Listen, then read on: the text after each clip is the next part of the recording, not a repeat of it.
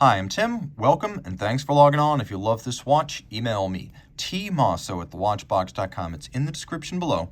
Your purchase and pricing email question line for buying this or any watch you see on any of our platforms. Please reach out to me directly. My email is tmosso at thewatchbox.com. In 2016, Armin Strom launched its Mirrored Force Resonance coupled balance watch. In 2019, it launched an updated, smaller, simplified version. This is the Armin Strom Pure Mirrored Force Resonance. Whereas the original was 43.4 millimeters, this is 42. Whereas the original was over 13 millimeters thick, this is a delightful 12.5. And it's 48.3 millimeters from lug tip to lug tip with a 20 millimeter spacing between the lugs. It's a fairly large stainless steel watch, make no mistake. While smaller than the older version, it's still a large timepiece and a dominant physical presence. My wrist is 16 centimeters circumference. You can see the lugs are inboard the edge of my wrist. You can see that they're pushing further out to the edge, though they're not over. I would say you could probably wear this watch on a wrist of 16 centimeters circumference and up, so you'd want a wrist my size or larger.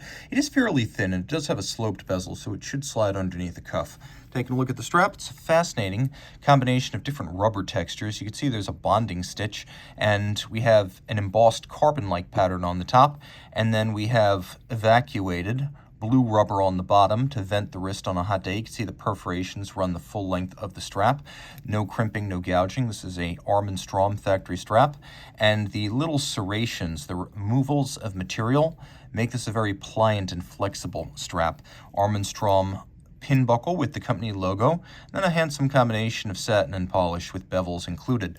And that describes the case as well, where we have vertical satin finish across the case band. The lugs are broken out from the case, so this isn't a Portugieser or Rolex Submariner style integration of lugs. They're definitely their own separate sculptural forms. They've got a little bevel that runs on their shoulders, and they're polished across their top.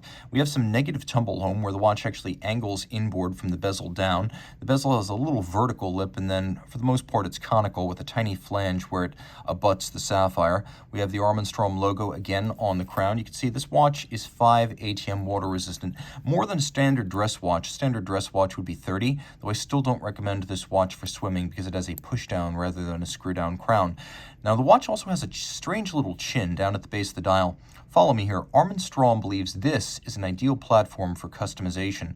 So engraving, lacquering, enamel, if it'll fit on 4 square millimeters, you're good to go. That has always been the point of this little chin on Armin Strom watches. There's a slight box section to the sapphire. We have a metallic blue dial with visible polished bolts, and then there's a concentric pattern for the overlapping small seconds. The nickel anthracite coating on the bridges adds power and intensity to the Côte de Genève. There's a high quality of beveling, and I'll do my best to show you this. It's always difficult. You can see it mirrored and lighting up. There you see it quite well. The beveling's probably started mechanically, but finished with a handheld buffing tool, and its rounded polish really shines, pun intended. As you can see, all screw heads are black polished, and we have Côte de Genève on the plate below the balance cocks as well, which is an unusual treatment. And then you can see that the root of the balance cocks, it's actually a mono bridge. It has engine turning, and then each balance cock has a satination on its top. About this spring, it is what makes the Armin Strom Resonance series so much more visually engaging than the ones by FP Journe, but there's also controversy. While it's animated and it certainly synchronizes the balances, it works as advertised. FP Journe told me at a dinner in 2017 that this was categorically not a resonance watch, because resonance, whether with balance wheels or pendulums, is supposed to work by the parasitic emanations, the vibrations of friction, and the mechanical losses caused by the two regulators so that they synchronize based on the virtuous cycle of interference caused by those vibrations. Whereas here, you literally have the stud holder of the hairspring pinned to each side of this coupling spring. So these are physically linked to each other. This is not done by the transmission of vibration through the air or the structure of the watch. This is literally the two things connected together. It is much cooler to look at than Jorn's, but it's not quite as magical in terms of how it works. It beats away at a quirky 25,200 vibration per hour beat rate, and you can see the recessed bolts on the two free spring balances, so all timing adjustments are done by moving those bolts in and out.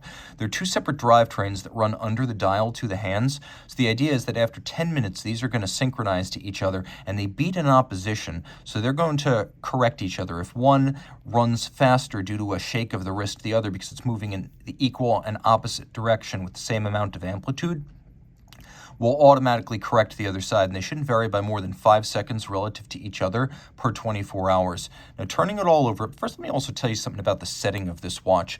There's almost no dead angle in this crown. I turn and the hands jump immediately, and even though withdrawn, the crown is remarkably solid and anchored. It doesn't wobble like a weeble when I withdraw it, and that's not always true on high-end watches.